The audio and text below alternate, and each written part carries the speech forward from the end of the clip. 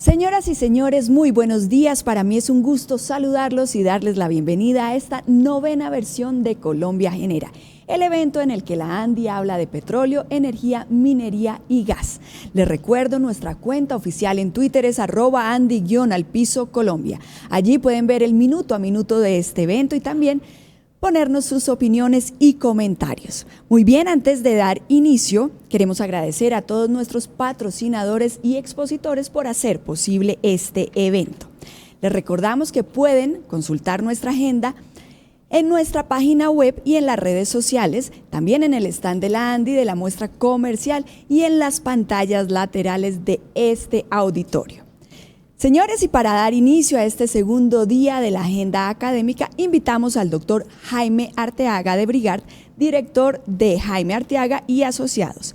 Él va a liderar la presentación de los resultados del Barómetro Petrolero, un instrumento que permitirá conocer cuál es la percepción que tienen diferentes sectores sociales sobre el sector minero energético. Doctor Arteaga, muy buenos días, bienvenido. Muchas gracias. Muchas gracias a ustedes y muchas gracias por el espacio que nos están abriendo para presentar los resultados de la brújula. Como todo el mundo está cansado de las presentaciones online, del PowerPoint, del Zoom, entonces con la brújula pensamos hacer esto muy interesante.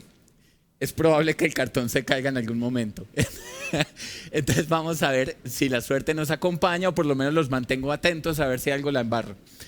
El barómetro surge el año pasado con un impulso que se hizo con la Asociación Colombiana de Petróleos, con la Agencia Nacional de Hidrocarburos, y este año contamos con el apoyo de la ANDI para sacarlo adelante, y básicamente lo que pretende es preguntarle a la gente, a los diferentes grupos de interés, cuáles son las opiniones que tienen frente a la industria de hidrocarburos. Entonces, pues lo que queremos mostrarles es por primera el lanzamiento de los resultados de la opinión pública. Ya el ministro en unos días nos ha chiviado con algunos datos, pero creo que van a ser importantes. Siempre quisiéramos toca abrir con la ficha técnica. Entonces la ficha técnica de este año se hicieron 1.400 encuestas en público en general. Pudimos, digamos, debido a que pues está la pandemia, se utilizó una metodología de carácter telefónico y permitimos ver lo que piensan los municipios productores de hidrocarburos y los que no. Entonces aquí está pues toda la descripción. El levantamiento se hizo entre septiembre 3 y octubre 4 de este año y tiene un nivel de confianza. Nosotros queremos centrar la presentación de hoy en las conversaciones pendientes. Esas conversaciones que han marcado la industria durante este año. Y para eso le pedimos el favor a Edgar Ortiz. Edgar Ortiz, probablemente varios de ustedes no lo conozcan. Él es un ingeniero de la Universidad Distrital y en el año 2000 fue nombrado CEO global de Halliburton. Pocos colombianos han llegado tan lejos. Entonces le pedimos a Edgar Ortiz que desde Houston nos diera un contexto de esas conversaciones pendientes que están en torno a los hidrocarburos. Entonces me gustaría que le demos paso a Edgar para que nos dé su opinión y su contexto sobre el tema.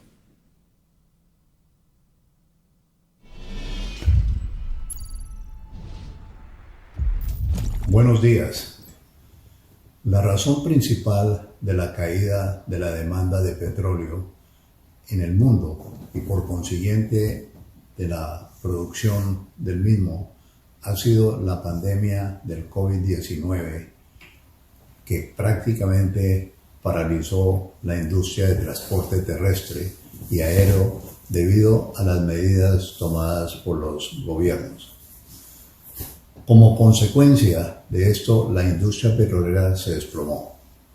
En Estados Unidos se llegó a 300 equipos de perforación, el punto más bajo de los últimos 30 años. En Colombia, en particular, la actividad disminuyó en un 80% en solamente 6 meses. Esto llevó a la quiebra a muchas compañías del sector.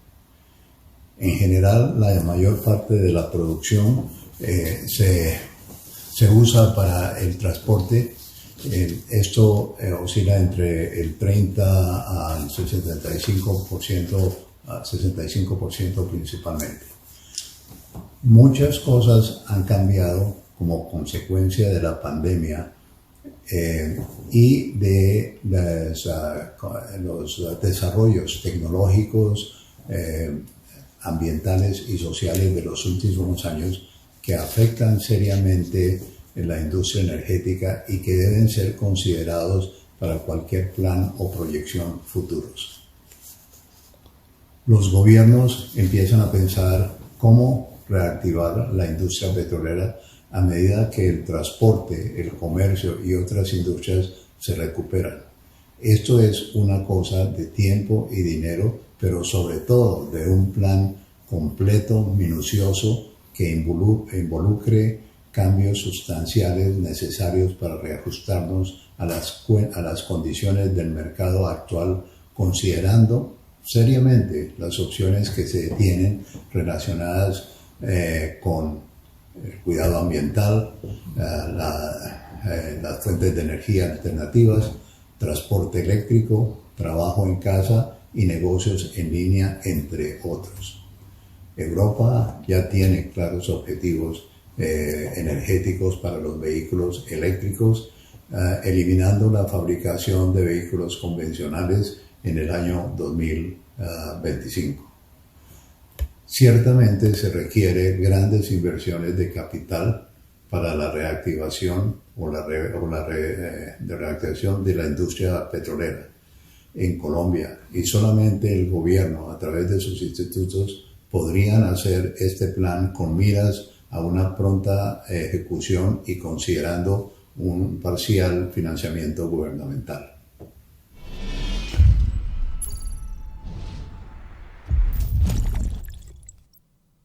Muchísimas gracias, Edgar, y además nos parecía súper importante, bueno, tener la oportunidad de contar con la opinión de Edgar Ortiz, pero además dar un contexto de alguien que tiene una visión mundial.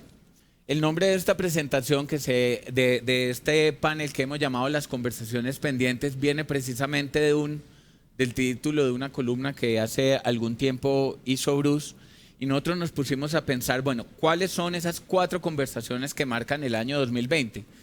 La primera conversación es esa que hemos iniciado, en la cual el papel de la industria tiene la industria tiene un papel frente a la reactivación económica.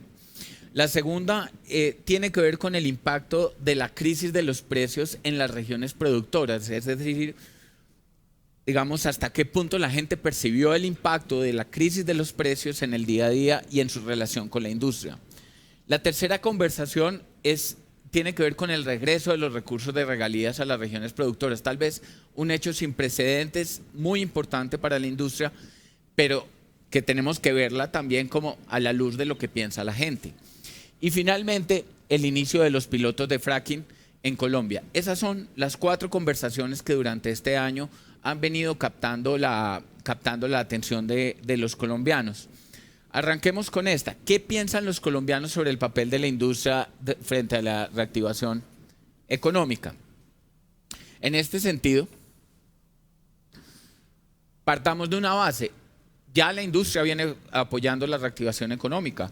El artículo 209 de la ley 2056 del 2020 determina que hay unos recursos para proyectos claves para la reactivación económica. Estamos hablando de 16.1 billones de pesos destinados a proyectos de inversión.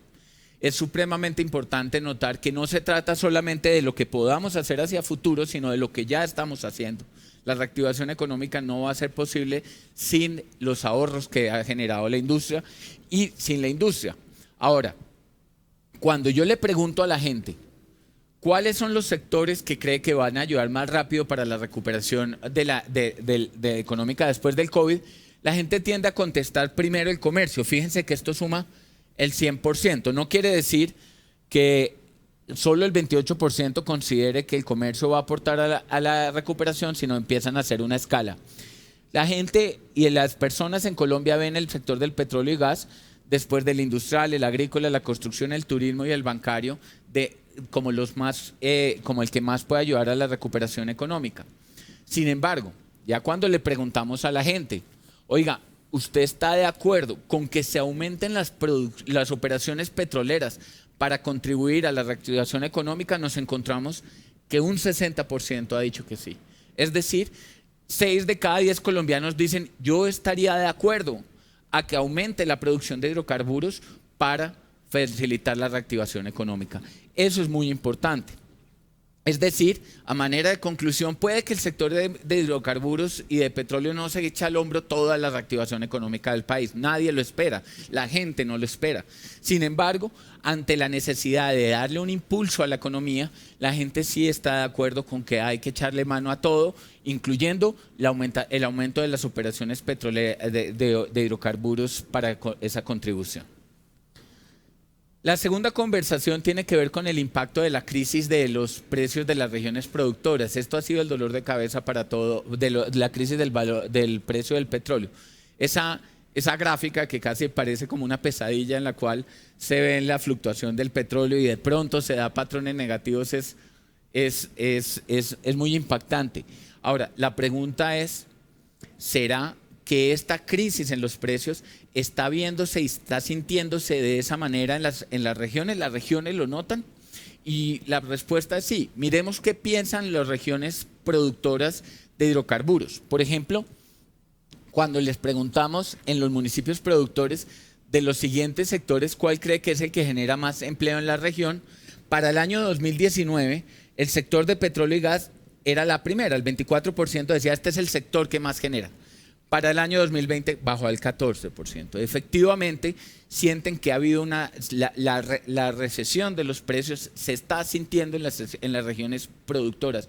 La gente de los municipios productores lo ven, no solo en la generación de empleo, también lo ven en elementos como la inversión en las comunidades. Miren, ¿cuál es de los siguientes sectores, cuál es el que más invierte en las regiones donde trabaja? Desde luego en las regiones productoras, hidrocarburos sigue siendo el que más, digamos, el que más anotan, pero venía del 24%, es decir, aunque sigue siendo en las regiones, en los municipios productores, el sector que se ve como el que más invierte en las comunidades donde trabaja, hubo un descenso durante el último año. También lo vemos en otra dimensión y es la inversión en responsabilidad social. Fíjense, sigue siendo el sector de petróleo y gas el sector que identifican en los municipios productores como el que más invierte en responsabilidad social. Sin embargo, pasó del 25% al 18% para este año. Es decir, que con esto quiero concluir una cosa que es importante. La gente sí nota en las regiones productoras el impacto de la industria. Se está sintiendo muy fuerte. Se está sintiendo y la gente lo percibe y lo refleja en su opinión frente al aporte de la industria a las regiones. Bueno, este es uno de los temas más importantes y de los hitos más importantes de este año para la industria y es el regreso de los recursos de regalías a las regiones productoras. Y voy a decir por qué desde nuestra perspectiva es la conversación más importante. El reajustar el sistema de distribución de las regiones para que las regiones productoras tengan mayor acceso a los recursos requirió de un acuerdo nacional y a todos se nos pasa. Pocos acuerdos se han construido durante los últimos años. Aquí hubo un acuerdo nacional, un acuerdo en que los diferentes actores políticos y sociales se pusieron de acuerdo en cómo redistribuir las regalías. ¿Aquí qué ocurre? Obvio, es mucho más fácil ponerme de acuerdo en cómo voy a gastar la plata, cómo la voy a producir, ¿no? Pero teniendo en cuenta este sentido, el regreso de los recursos a las regalías, de las regalías a las regiones productoras, va a pasar por diferentes mecanismos. Por un lado, porque la asignación, digamos, directas a las regiones productoras pasó del 11% al 25%. O sea, más que se duplicó. En el Meta, por ejemplo, pasará de recibir de 655.000 millones a 1 billón, Casanare de 300.000 a 670.000 millones, Cesar también, y en el caso, por ejemplo, de Antioquia, se duplicará el monto de las regalías que van a llegar a estas regiones por asignación directa. Es muy importante. La reforma al sistema general de regalías demuestra que uno sí puede construir un pacto nacional en torno al aprovechamiento de los recursos naturales. ¿Y por qué además de estas cuentas debemos sumar otras? Porque la distribución del sistema de regalías también le da unos ingresos adicionales a regiones que están transitando del conflicto, los municipios PEDET. Y esos municipios PEDET, buena parte de esos municipios PEDET que han sido afectados por los conflictos son regiones productoras. De hecho, el 80% del gas en Colombia se produce en zonas más afectadas por el conflicto, y la mitad del petróleo en Colombia se produce en zonas afectadas por el conflicto. Entonces, no solo va a volver los recursos por una mejor distribución de las regalías que le permite inversión directa a los municipios productores, sino que además, por su condición de ser unos municipios que han sido abandonados históricamente de la presencia del Estado, van a recibir más recursos. Es decir, las regalías están financiando no solo la reactivación económica, sino la implementación del acuerdo de paz en los PEDET. Entonces, con esta reforma se pusieron de acuerdo grupos que usualmente no se logran poner de acuerdo sobre nada, pero en particular sobre los recursos naturales. En ese sentido, la modificación al sistema general de regalías es el hito porque demuestra que la industria extractiva, la industria de aprovechamiento de recursos no renovables puede construir un pacto nacional, y esto es el reflejo. ¿Cómo lo siente la gente? Porque durante todo este año ha habido una conversación en torno a las regalías. Fíjense, no ha habido muchos cambios con respecto a considerar que la industria petrolera es positiva para el país. En el año 2020, el total país, el 74% de la gente dice la industria petrolera es positiva para el país. En las regiones productoras pasó de 69 a 73 y en los municipios no productores de 72 a 74. Pero en suma no es un cambio estadísticamente significativo, pero lo que muestra es primero que Colombia y los colombianos valoran la industria de hidrocarburos, la valoran, la aprecian y la consideran positiva para el país. Ahora, ¿usted considera que la industria del gas es positiva para el país? El 86%. Se mantiene el altísimo nivel de personas que dicen que la industria del gas es positiva para el país. Entonces tenemos 70 y pico % de personas que dicen que la industria del petróleo es positiva para el país y 86% de personas que dicen que la industria del gas es positiva para el país. Debemos dejar de tenerle miedo a la opinión pública, debemos dejar de pensar que todo el mundo nos odia. No es cierto. Estos datos muestran que en Colombia la gente en general aprecia la industria. Ahora, hay variables donde hubo mejoras significativas y en este sentido yo creo que la conversación sobre las oportunidades que trae la modificación al sistema de regalías aportó. Miren, ¿usted considera que la industria del gas es positiva para su municipio? Pasó al mismo nivel a se considera lo que es positiva para el país. Es decir, 10% de personas dicen la industria del petróleo y gas es positiva para mi municipio. Y esto se debe en gran medida a que la gente empieza a ver que pueden haber unos réditos importantes para el territorio gracias a la modificación de la industria de las regalías. Le preguntamos a la gente si tiene una opinión positiva de las empresas de petróleo y gas. Miren, subió de 51% a 64%. Es decir, la gente en Colombia tiene una mejor imagen de las empresas de petróleo y gas. Obvio, esto siempre no quiere decir que haya un cheque en blanco, no quiere decir que no haya una conflictividad, no quiere decir que no haya unas preocupaciones en torno a la industria, pero en todo caso lo que se ve detrás de esto es que la gente, por lo menos durante este año, ha logrado entender una apreciación mejor del aporte de la industria a su territorio, y esa conversación en torno a las regalías definitivamente ayudó muchísimo. Miren, ¿qué tan de acuerdo está con que la industria del gas y petróleo beneficia a las comunidades donde opera? En 2019 esto estaba en 58%, en el 2020 pasó al 67%. Son casi 10 puntos de diferencia, o sea, hoy en día la gente sí reconoce que hay un beneficio para las regiones donde opera la industria. ¿Qué tanto sabe sobre las regalías? Entonces aquí ya nos encontramos que la realidad es que la gente no sabe de las regalías. Poco o nada. 50% de la gente dice que no sabe, que sabe poco o nada sobre las regalías. El 26% dice que más o menos y el 24% está entre algo o mucho, conoce algo mucho. Quiere decir, aquí la pregunta es, ¿será que las personas que dicen saber sobre las regalías algo mucho, saben sobre cómo opera? No sé, pero cuando nosotros le preguntamos a la gente ¿para dónde cree que va la plata de las regalías que genera la industria del petróleo y gas? En el 2019 la primera respuesta fue corrupción y políticos, 37%, en el 2020 el 43%.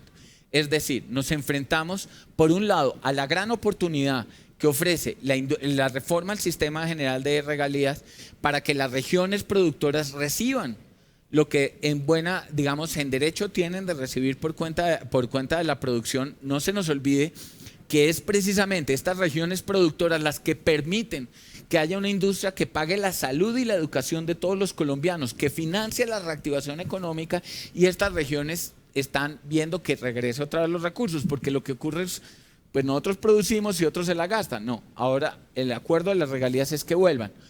Pero el peligro más grande para la industria no está en la conversación sobre el tema de medio ambiente, porque la conversación sobre el tema del medio ambiente se puede zanjar con unos principios técnicos.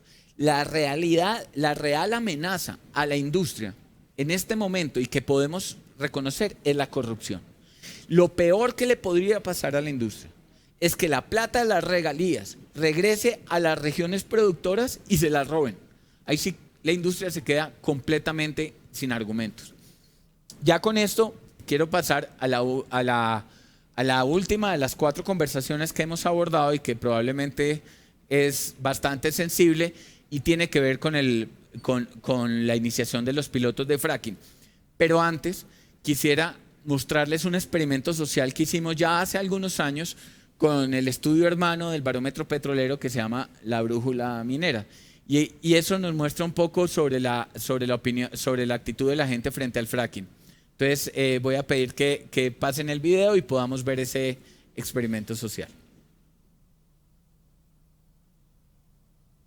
El equipo de La Brújula Minera salió a las calles de las principales ciudades de Colombia a preguntarle a la gente qué opina de que se haga fracking en la explotación de oro en el santuario de manatíes que hay en la isla Gorgona. Esto fue lo que nos respondieron.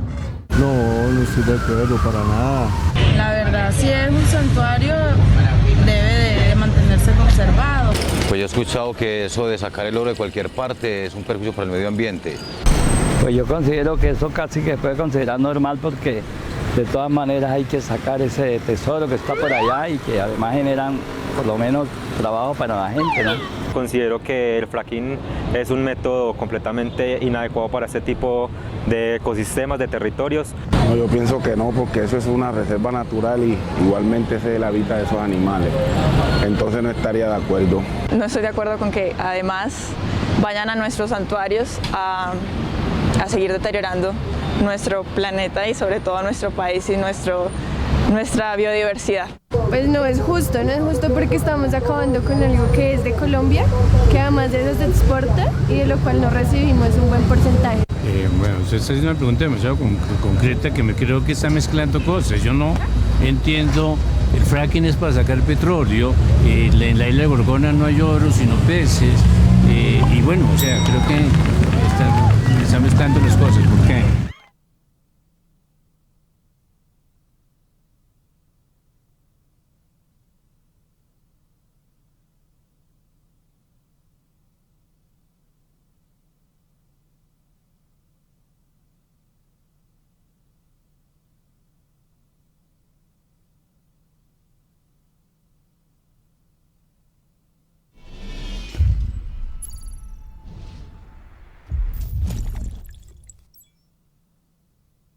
Bueno, y vamos al la última conversación. Ustedes no saben todo lo que acabo de pasar para poder cambiar el tablero. Pero bueno, hablemos sobre el inicio de los proyectos de fracking. Esa es una conversación que tiene que madurar de una manera diferente, de cierta manera. Vamos a ver si... Listo. cuando uno ve las redes sociales, veamos las redes sociales de los últimos meses, vemos que las conversaciones que tienen que ver con hidrocarburos, los picos de conversación, por lo menos de lo que conversa la gente en redes sociales, están muy asociados a la industria del fracking. Miren este pico, que es cuando el Senado elimina la ley de regalías del artículo que hacía referencia al fracking, de la ley de regalías ese artículo. Hay una campaña de Fracking Challenge en esta altura, en septiembre, que tiene un pico más o menos alto, pero pues no es tan alto. Luego se cae definitivamente el artículo y finalmente hay una conversación del presidente Duque en torno a las regalías. Entonces, querrámoslo o no, estemos o no asociados con esta forma de explotación de hidrocarburos, el fracking está en el centro de todas las conversaciones. Y ya una vez abierta tenemos que darla. Cuando la gente habla sobre fracking, la palabra más mencionada pues es Iván Duque, agua. Hablan del artículo, pero fíjense que la palabra pilotos está tomando cada vez más fuerza. Es una referencia, es una palabra que se está utilizando cuando la gente opina sobre fracking. Y eso es importante, porque en última lo que estamos tratando de demostrar o lo que está tratando de demostrar la industria es que puede hacer un trabajo científico o una evaluación para ver la pertinencia, la capacidad, las ventajas o no de realizar esta técnica. Entonces, para las personas ya le está entrando, para la opinión pública se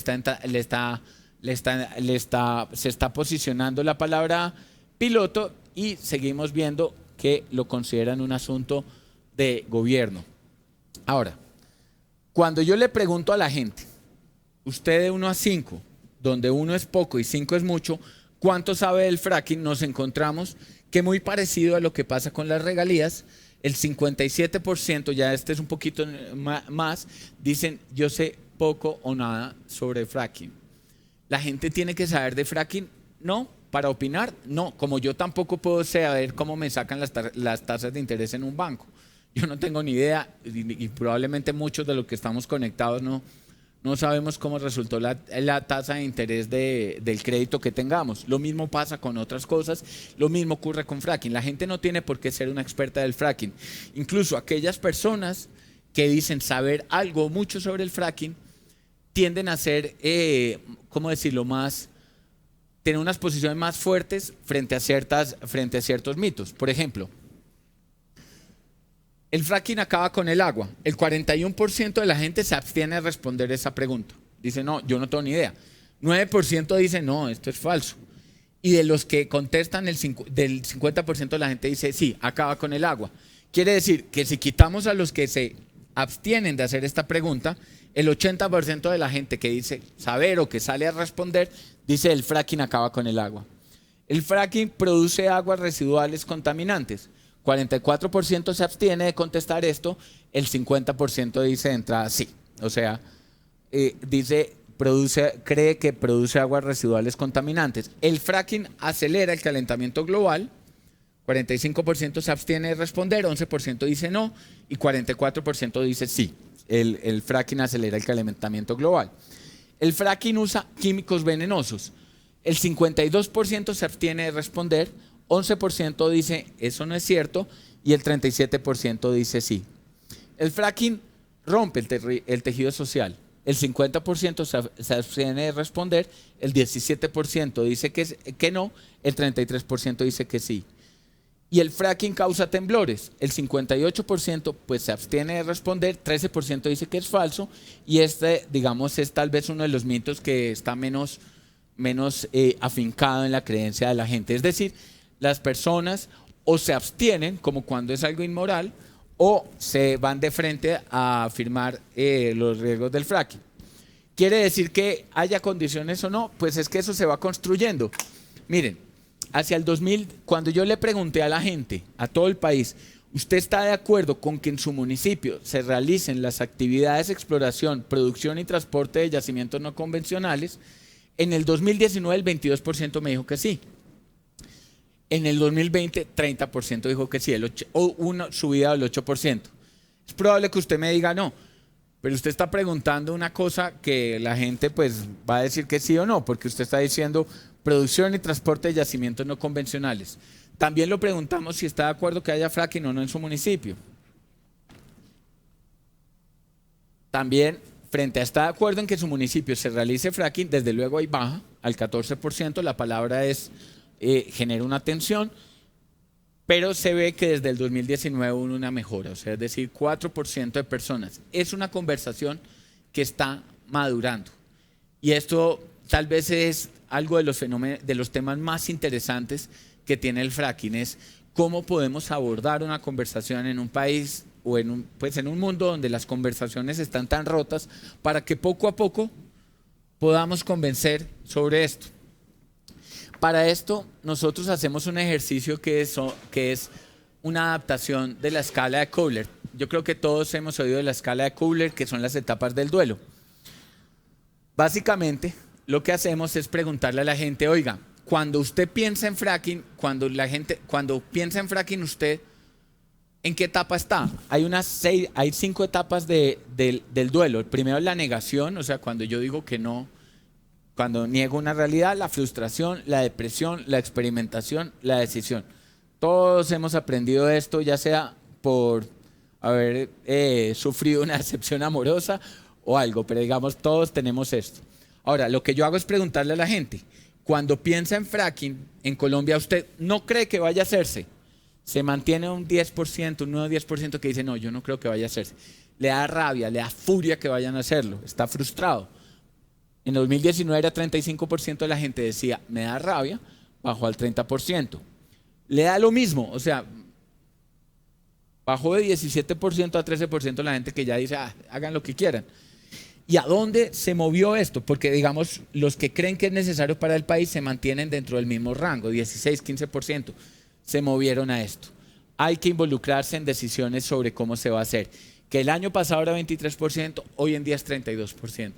Es muy, muy importante tener en cuenta esto. La llave del fracking no la tiene el gobierno. La llave del fracking la tiene la participación de la gente. La gente, en la medida en que le permitan participar en esta conversación, va a poder definir cómo se va a hacer. Y es súper importante. La participación es la llave. Ahora, siendo tan importante, la gente no cree que los pilotos de fracking tengan espacios de participación. Primero, le pregunto a la gente si están de acuerdo o no con que los pilotos de fracking están debidamente regulados por el gobierno. El 40% dice que sí. Les pregunto si sí o no, si los pilotos de fracking son proyectos de naturaleza científica. El 37% dice que sí. Los pilotos de fracking van a ser operados por empresas responsables, 36% dice que sí. Y los pilotos de fracking tienen unos espacios para la participación ciudadana, 29% dice que sí. El fracking es una conversación y la conversación depende de cómo la demos, sobre qué principios la demos y va a dar. Y va a resultar de una manera apropiada o no. Tal vez ustedes quieran buscar en YouTube un debate que hubo entre Álvaro Gómez Hurtado y Luis Carlos Galán hace mucho tiempo. Ese es un debate muy interesante, era un debate a la presidencia. Estaba Yamida Amad, estaba Juan Gozaín, estaba Germán Castro Caicedo. Eso ocurrió hace mucho tiempo, pero hay un momento muy importante de ese debate. Germán Castro Caicedo le pregunta a los dos candidatos a la presidencia, ¿qué opinan? Y estamos hablando de los años 80. ¿Qué opinan? ¿De la despenalización del aborto o de que se apruebe el divorcio en Colombia? Hoy en día se nos haría absurdo, completamente absurdo, pensar que el divorcio no fuera algo que no estuviera autorizado en el país. Estamos hablando de hace unos 30 años. Sin embargo, tampoco se ha llegado a acuerdo sobre el tema de la despenalización del aborto. ¿Por qué digo esto? Porque uno puede ver dos conversaciones que envejecen diferente, que se tratan diferente. Si nosotros queremos abordar el fracking, si queremos abordar y mirar la posibilidad sobre estos pilotos, no depende exclusivamente de las variables técnicas, depende de la forma en cómo abordemos la conversación. Y tal vez esa es una conversación que había estado pendiente desde hace mucho tiempo y que hoy en día se abre. Y ya con eso, pues resumimos los resultados del barómetro petrolero en torno a la industria, haciendo un énfasis muy importante sobre las 4 conversaciones que están ocurriendo en este año. La conversación de la crisis de los hidrocarburos, la conversación de ese pacto nacional que se logró con el regreso de las regalías a los territorios, la conversación del fracking. En ese sentido es lo que tenemos que abordar, y para eso está la brújula, el barómetro petrolero, y toda la información está disponible en página web. Hoy vamos a entregar algunos de los datos y esperamos que en la medida que avance el estudio podamos ya presentar la información con todos los contenidos. Muchas gracias.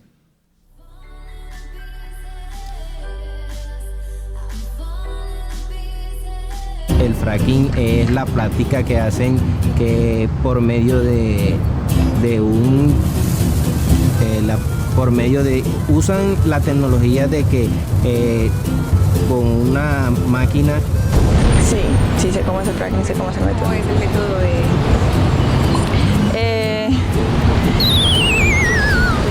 ¿Qué es fracking? Porque eso sí no tengo conocimiento. Bueno, creo que es como cuando tratan como de sacar el oro y que no esté, pero lo tratan de sacar. No sé. Pues a mí me parece que es un trabajo normal. El fracking como tal es una práctica que ya ha sido abolida pues en Europa en muchos lugares. Según entiendo, es como una excavación profunda. Fracking es la extracción de petróleo, como impulsando presión dentro de la roca para que este salga como expulsado de alguna forma. Yo le digo primero que todo, yo no estoy de acuerdo con que fracking exista para nada. ¿Cómo se te ocurre? Pues claro, ningún colombiano debería estar de acuerdo en esto. Y no solamente es Manatí, es en el Gorgona, es en el Bagre, es en el Chocó, es en... Por favor, no, jamás. Fracking, jamás nada. Yo lo primero que preguntaría es qué es la palabra que tú me estás diciendo, porque me dices de esa palabra, yo no la entiendo por ese lado, pero si tú me la dices de otra manera, pues de pronto yo la entendería y podría responderte a la pregunta. Oye, preguntamos otra vez.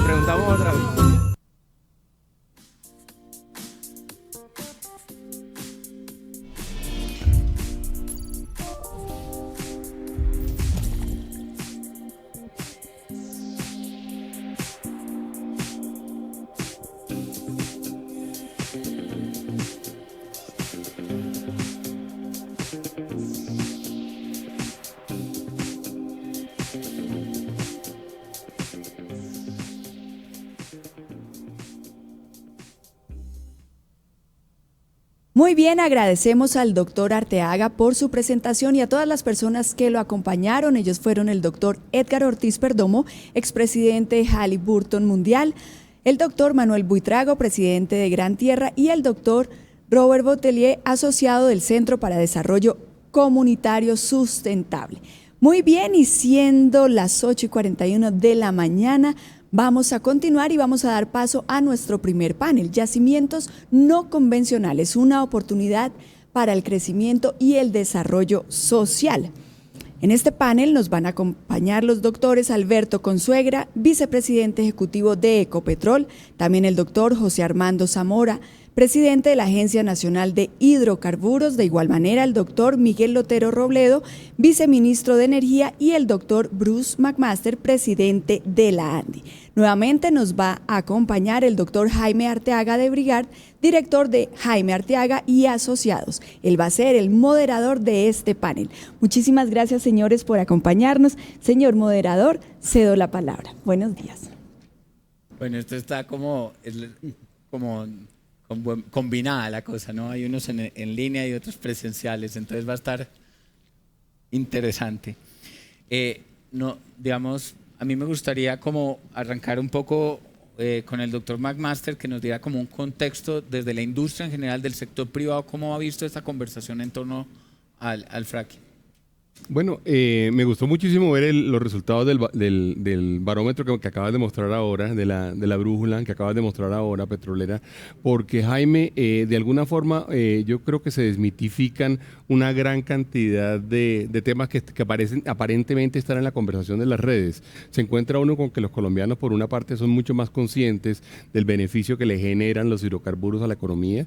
Los colombianos entienden en una muy buena parte de lo que yo alcancé a ver de tu presentación, entienden muy bien que los hidrocarburos son fundamentales para las finanzas del Estado, para las finanzas del país, que probablemente sin los hidrocarburos no hubiéramos podido desarrollar muchas de las políticas sociales que hasta ahora se han desarrollado y que probablemente no se podrán desarrollar en el futuro si no tenemos realmente los ingresos derivados de ese sector de la economía.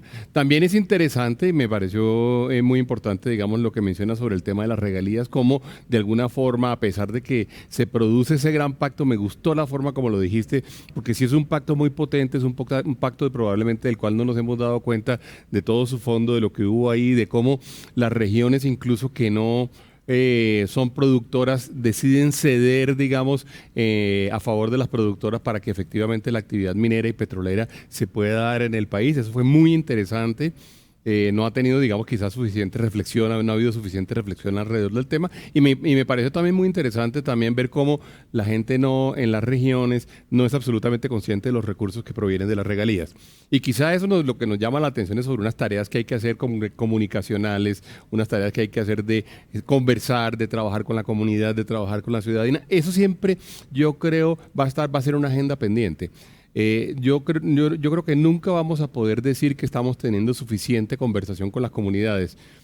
Nunca nos vamos a exceder en conversación, nunca nos vamos a exceder en concertación. Esa es la razón de ser, además de las democracias. Yo diría que luego, adicionalmente, tú te fuiste muy amable en mencionar, digamos, la columna mía y el título de la columna que yo había planteado. En esa columna básicamente lo que decíamos era, primero seamos conscientes de todo lo que ha significado el sector minero energético, petrolero, hidrocarburos para el país. Decía yo en esa columna cómo, por ejemplo, en el año pasado se produjeron cerca de 40 billones de dólares en exportaciones, de los cuales cerca de 20 billones de dólares son provenientes de la minería y de los hidrocarburos, de cómo Colombia sin esa producción probablemente tendría hoy una situación fiscal terrible, tendríamos una situación cambiaria insostenible y por supuesto no pudiéramos hacer la mitad de lo que hemos hecho siquiera en términos de infraestructura o de políticas sociales o de políticas de educación y salud. Con eso dicho, digamos en la columna luego decía, bueno, en adelante se nos viene una situación un poco distinta, va a haber cambios seguramente en el mundo petrolero, va a haber cambios en el mundo del gas, va a haber cambios en el mundo energético, a Colombia le vale la pena y tenemos eso a nuestra disposición. Ahora hay que hacerlo bien, claro que hay que hacerlo bien, nadie está diciendo que no se haga bien. Es difícil, digamos, dar una conversación que se basa en 180 caracteres de Twitter, que es básicamente lo que pasa en las redes sociales, en donde básicamente lo que se busca es como generar gran impacto con esos 180 caracteres, es definitivamente difícil, por lo cual casi siempre los argumentos son argumentos efectistas, muchas veces fáciles, muchas veces mentirosos, definitivamente fáciles, y la gente se termina llevando la información de los manatíes en la isla de Gorgona o Malpelo, ¿en dónde dijiste? En la isla de Gorgona para el fracking que va a extraer el oro que hay en esas minas. El último señor hay que darle un premio porque efectivamente es una persona además muy enterada del tema, ¿verdad? Me gustó el ejercicio como ejercicio social, por supuesto. Pero efectivamente los jóvenes hoy en día hablan de fracking y lo rechazan sin saber realmente de qué se trata. Pero yo ayer decía en mi presentación inicial, para terminar, decía en mi presentación inicial que no es sino ver lo que está pasando con países que tienen problemas de autonomía energética hoy en día, realmente los esfuerzos que tienen que hacer, los países que no tienen gas, lo que le está pasando a Chile, cómo Chile depende de Argentina, cómo si en un momento dado las relaciones se dañan o se acaba el gas de Argentina o Argentina decide vendérselo a otro, pero Chile va a tener un problema gigantesco. Bueno, en Colombia tenemos la oportunidad de ser autosuficientes en el tema energético y esa oportunidad es muy, muy valiosa para toda la política social, para que llegue el gas a las casas a los hogares colombianos, para que podamos mantener precios competitivos, para que generemos empleo, para que seamos activos en la reactivación. Perdón, voy a tomar un medio segundo más para decir, además, gran parte del énfasis que le hemos hecho a Colombia Genera es el papel del sector en la reactivación. Vimos los 34 34, 36 proyectos que hay en este momento que hay disponibles. Vimos cómo estamos esperando en este momento varios billones de dólares en inversión. Vimos cómo hay un potencial gigante en términos de generación de empleo. Hombre, tenemos que verdaderamente potenciarlo al máximo.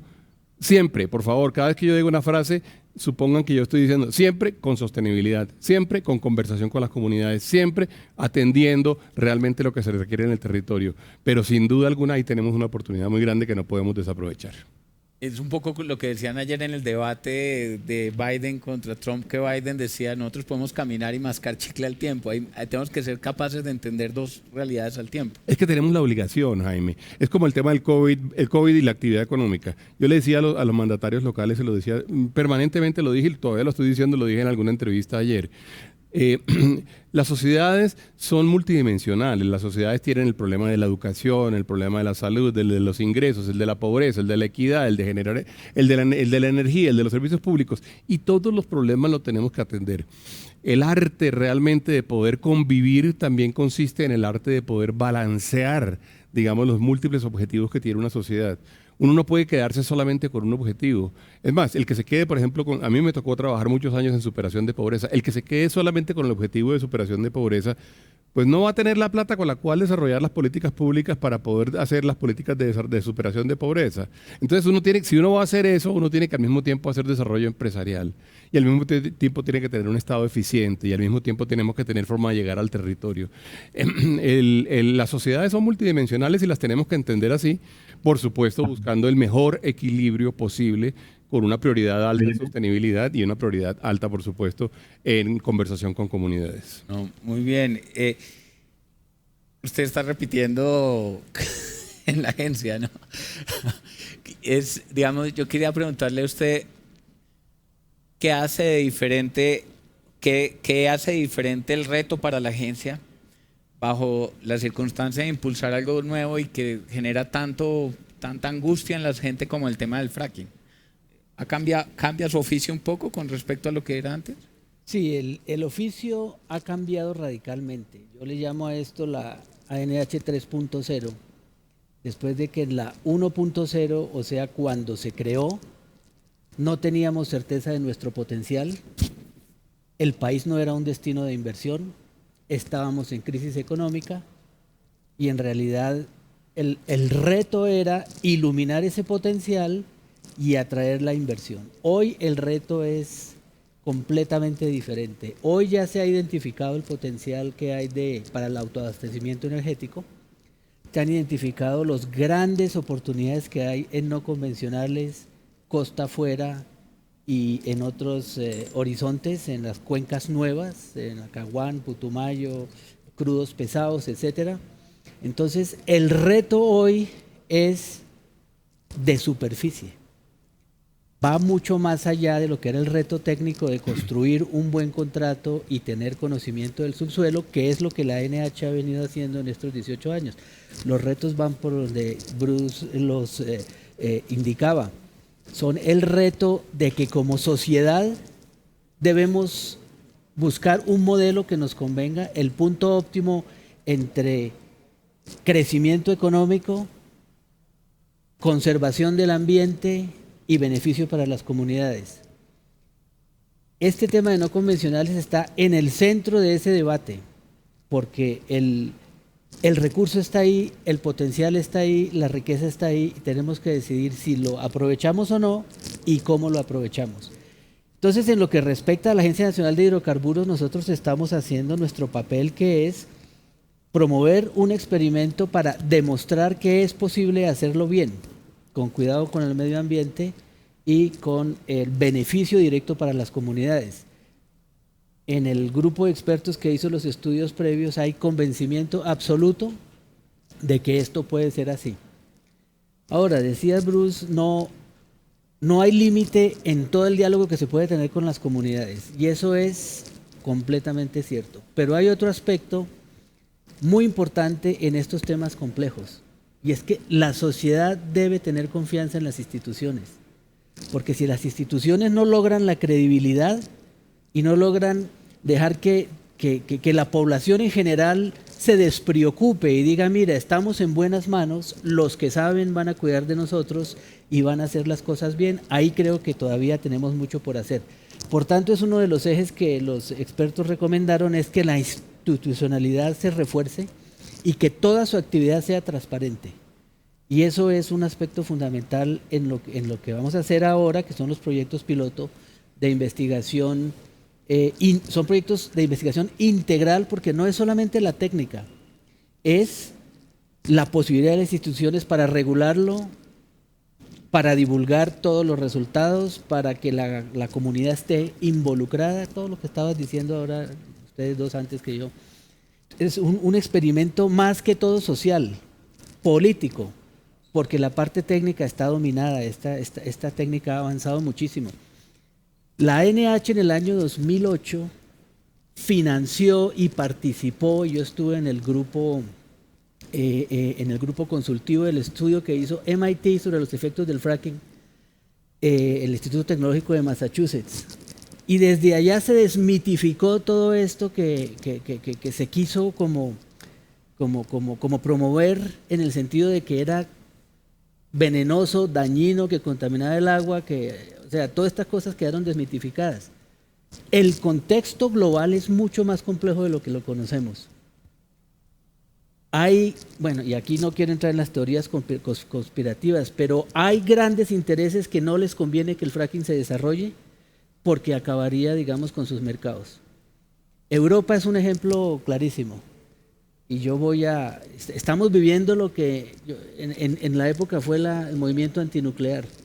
Europa está lleno de potencial de no convencionales. Lo hay en Polonia, lo hay en Ucrania, lo hay en Francia, lo hay en España, en el Reino Unido. ¿Qué pasa si Europa desarrolla ese recurso? En Alemania, ¿qué pasa si lo desarrolla? Pues que hay algunos que van a perder ese mercado. Entonces es mucho más barato fomentar la religión antifracking que permitir que eso se desarrolle de manera objetiva. Digamos, en eso termino para no continuar el resto. Yo voy a pasar al viceministro de Energía.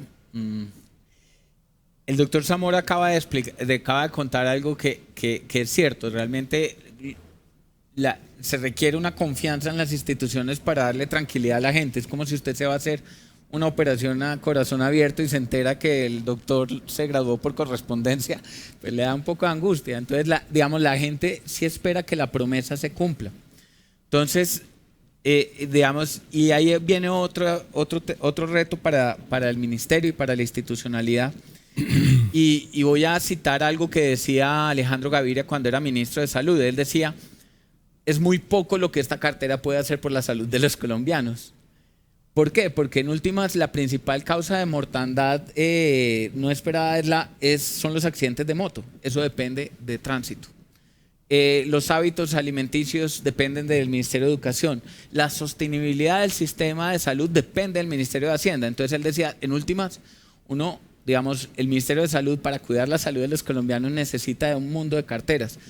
Creo que lo mismo ocurre con el Ministerio de Minas, digamos, la confianza en las instituciones tan necesaria para darle vía libre a cualquier cosa grande en el país, porque cualquier cosa grande va a requerir confianza institucional, depende de una acción interagencial. ¿Cómo ven desde el Ministerio de Minas el involucramiento de todo ese aparato institucional que se requiere para darle confianza a la gente? Viceministro.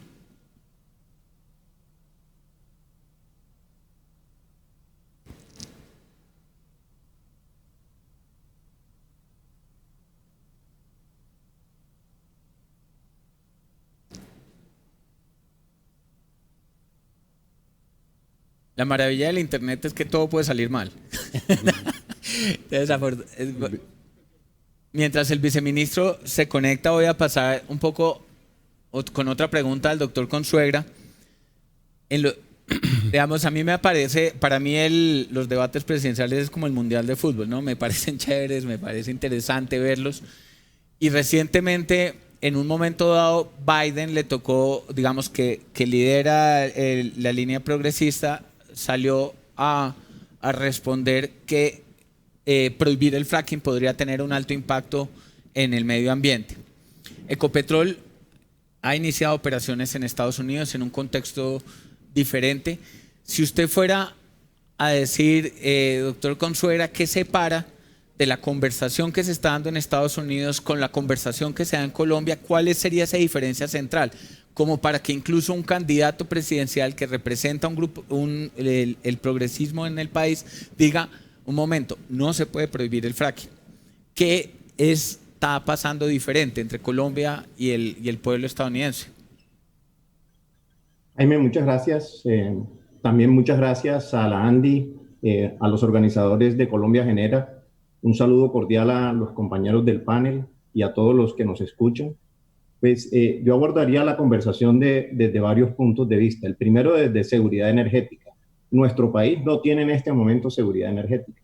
Y yo les voy a pintar cómo se ve el camino sin seguridad energética, sin el fracking. Nosotros tenemos una tendencia decreciente en la producción de crudos pesados.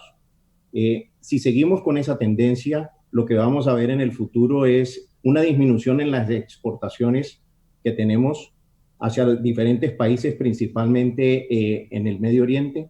En segunda instancia, vamos a ver que las cargas de refinerías van a ir cambiando a través del tiempo y eventualmente estarían dándose con crudo importado.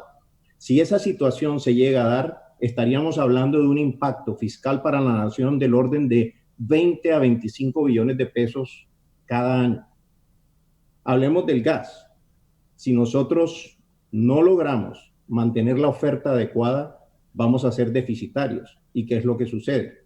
Pues vamos a vivir el impacto de una realidad, y es tener que recurrir a gas importado que se alimenta o que llega al país a través de las regasificadoras, hoy del Caribe, mañana del Pacífico. ¿Y eso qué es lo que trae consigo? Pues energía más costosa. Con el fracking y con la explotación adecuada de estas técnicas, lo que estamos haciendo es asegurando que tenemos gas abundante. Y ese gas sí que puede generar un cambio dramático en el bolsillo de los colombianos. Gas barato es energía barata. Y por supuesto estaríamos reactivando la industria, la llegada de gas domiciliario y también el tema de generación eléctrica, mientras que manejamos una transición energética que va a ser una realidad donde necesitamos combustibles limpios, gas abundante que podamos lograr llevar a los hogares de una manera limpia, porque vamos a trabajar en descarbonización para eso, gas abundante que nos permita tener los recursos que requiere el país para hacer campañas masivas en materia de reforestación y en materia de control de emisiones. Esa es la importancia que tiene el fracking para nosotros. Y particularmente consideramos que Ecopetrol se está listando para poder generar un escenario de crecimiento para el país. Muchas gracias. No sé si el viceministro ya volvió la conexión. Mientras regresa, voy a darle una pregunta a Bruce, que usted tiene la posibilidad de hablar con todos los sectores. De todas maneras, usted ha visto cómo se ha, digamos, demonizado la idea del empresario en todo el mundo, digamos, la idea del empresario como algo negativo. Pero también uno ve como la urgencia de que todos los sectores entiendan para qué sirve el otro sector y respaldarse. ¿Cómo ve usted la posición, cómo ve usted a la industria, al sector privado frente a este tipo de iniciativas o frente a este tipo de exploraciones? Sí, Jaime, gracias. Yo quisiera decir que es, por decirlo menos, impresionante, digamos, cómo el planeta entero, la sociedad entera vive hoy en día más de percepciones que de realidades. En muchas cosas. Por ejemplo, el caso mencionaste ahorita de que el sector empresarial se ha demonizado. Hay en este momento la idea, especialmente dentro de los empresarios, de que eso es así. Sin embargo, cuando uno ve algunas encuestas, digamos, del estilo de la de barómetro que hicieron ustedes, por ejemplo, uno se encuentra, Jaime, con que de pronto no es tan cierto. Por ejemplo, la última encuesta que publicó Inbamer Gallup muestra cómo el segundo grupo de instituciones con mejor percepción positiva después de la iglesia es el sector empresarial.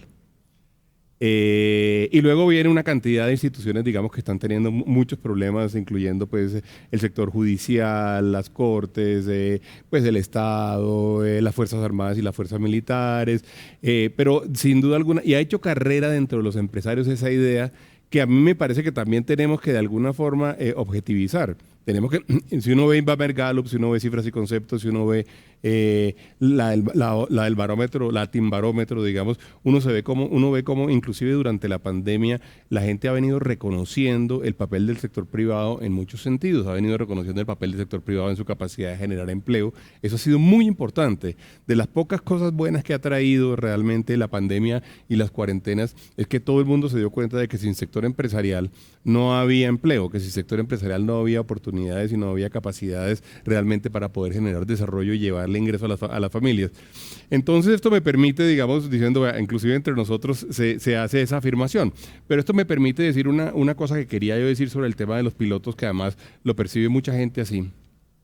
Los pilotos tienen un inmenso valor, pero el valor más, diría, más profundo que traen es el hecho de que vuelven una conversación, digamos, completamente subjetivizada, ideologizada. Ahora el doctor Zamora decía, inclusive de repente puede haber hasta intereses económicos detrás de que no se haga el fracking, y hay algunas ideas de que puede haber algo de eso en el mundo.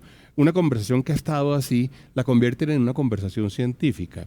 A mí me llama mucho la atención cómo las personas que de alguna forma, digamos, han atacado o se sienten amenazadas o lo ven como peligroso, por decirlo con mejores palabras, el fracking, no están muy felices con que se hagan los pilotos. Si yo fuera ellos, estaría muy feliz. ¿Y por qué estaría muy feliz? Porque lo que habría es un test muy técnico, un test muy científico para ver si mis temores que son infundados, para ver si mis temores son infundados o tienen un fundamento. Si yo realmente tengo un susto grande alrededor del tema de la microsísmica, o si yo tengo un susto grande alrededor del tema del agua, que digamos que son como dos de las críticas que se le hacen a la tecnología, que yo estoy de acuerdo con el doctor Zamora, además ha cambiado fundamentalmente y una muy buena parte de la discusión se hace con base de un artículo de los años 90, y es la que se trae a relucir hoy en día, y la técnica es completamente distinta hoy en día. Si yo estoy muy preocupado por eso, hombre, qué bueno que me están dando la oportunidad de saber si sí o no es cierto lo que yo temo, y además puedo contar con el aval y con el análisis, y voy a decir con la auditoría de los técnicos y de los hechos reales para saber si eso está sucediendo o no está sucediendo. Si yo fuera un crítico grande si yo fuera un crítico grande, es que no se ve, Jaime. Vale, listo. Si yo fuera un crítico grande del fracking, yo estaría muy contento con los pilotos, porque realmente es la forma de salir de muchas de las discusiones. Ahora, si yo estoy interesado en generar confusión, si yo estoy interesado en generar eventualmente conversaciones que se basen en fake news, o si yo estoy interesado en simplemente oponerme a cualquier cosa porque la oposición es mi forma de ser en la vida, pues claro, yo sigo, y a mí no, los pilotos no me sirven, porque al final del día terminan siendo la confirmación, o terminan confirmando mi tesis, pero al revés. Entonces, yo quiero decir eso porque en eso me parece que es muy valioso lo que ha hecho la NH, es muy valioso lo que están haciendo las universidades, y tenemos que todos aprovechar para tener hechos concretos. Yo me atrevo a decir lo siguiente, es más, si al final de los pilotos la cosa no sale bien, estoy seguro que el país no va a seguir adelante, y no tendría por qué hacerlo, no serían ni siquiera pilotos. Pero bueno, tenemos esa oportunidad, que es una oportunidad de oro para poder tomar decisiones bien tomadas. De acuerdo. Y va a tener un efecto en la manera en que se aborden todas las cosas. Ojalá, pues, exactamente, ojalá el resto de conversaciones pendientes se pudieran hacer también con hechos concretos, técnicos, analizados. O sea que el piloto de fracking también es un piloto de una conversación para otras cosas. Pues me parece que es una buena forma de interpretarlo, Jaime, porque lo es. Es decir, yo sí quisiera tener en otros temas también la oportunidad de que las discusiones no sean discusiones de Twitter, digamos, ¿sí? Mira, sobre ese tema, si me permites, este es otro punto crítico para lo que es nuestro futuro como sociedad. Porque aquí, la verdad sea dicha, aquí vemos que un político es el experto en todo. En fracking, en COVID, en seguridad, en salud, en todo lo que usted quiera. Y el debate se da, y me perdonan a mí, pero entre periodistas y políticos. El COVID demostró que la política basada en la ciencia es la que ha tenido éxito. Y los países que han basado la política del COVID en la política han tenido un fracaso rotundo. Leas Estados Unidos, Inglaterra, etcétera. Entonces, este sí es un experimento sobre cómo se van a abordar los problemas complejos de la sociedad. Exacto. Basados en el conocimiento, en la ciencia o en la politiquería. Exacto. Entonces, los pilotos de fracking se pueden volver un piloto para conversar cosas difíciles. Es que es un piloto social y político, porque la parte técnica está resuelta. Es un problema de cómo vamos a abordar los problemas, con base en noticias falsas o en pseudo religiones, o en lo que de verdad le conviene a la sociedad de manera objetiva. Viceministro, ¿ya ha estado otra vez conectado? Perfecto. Viceministro, voy a repetir la pregunta para contextualizar, para volver, por si de pronto no le alcanzó a oír. El doctor Zamora resaltaba que el futuro de los pilotos depende en gran medida de la confianza en las instituciones, confianza que se ha venido deteriorando en las instituciones democráticas, confianza además no en las instituciones que no solo es las entidades, autoridades del sector, sino las autoridades ambientales, las autoridades las autoridades locales. Por ejemplo, el tema de la corrupción es una amenaza brutal para la industria. ¿Cómo desde una perspectiva institucional van a asumir el reto desde el ministerio para construir una confianza que le permita a la gente estar tranquila y decir: esto se va a hacer, esto se va a monitorear y alguien va a estar pendiente que se haga bien? Pues, primero que todo me disculpo por las fallas en la conexión y el retraso que esto pudo haber generado, y por hacer repetir a mis compañeros de panel esta pregunta. Un saludo especial, por cierto, a todos ellos y bueno. No, pues el punto importante ahí es lo siguiente. Nosotros tenemos un diseño institucional muy claro para este tema del desarrollo de los pilotos, de los proyectos piloto de investigación integral.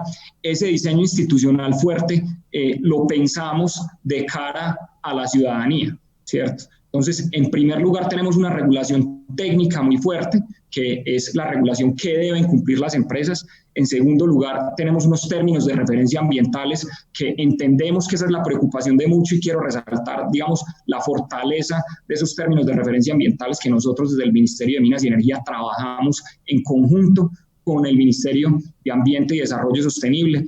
Una regulación social que está de cara con el sector, porque es una resolución suscrita por el Ministerio de Minas y Energía, pero a la vez también por el Ministerio del Interior, y también un marco contractual que ya definió la Agencia Nacional de Hidrocarburos y que estamos en camino ya, digamos, de asignar esos pilotos. Pero digamos, para centrar y combinar un poco el tema del marco institucional con el tema del desarrollo social y esta discusión, digamos, en la que entré tardíamente, y para empatar con lo que mencionaba Bruce y el doctor Zamora, nosotros ahí sí que tenemos un plan interesante en el desarrollo de los pilotos. Entonces, tenemos unas mesas territoriales de diálogos y seguimiento, donde cada proyecto va a contar con una instancia de seguimiento que obviamente le va a servir como un espacio de diálogo, y eso sirve de construcción de confianza entre las empresas, la institucionalidad también,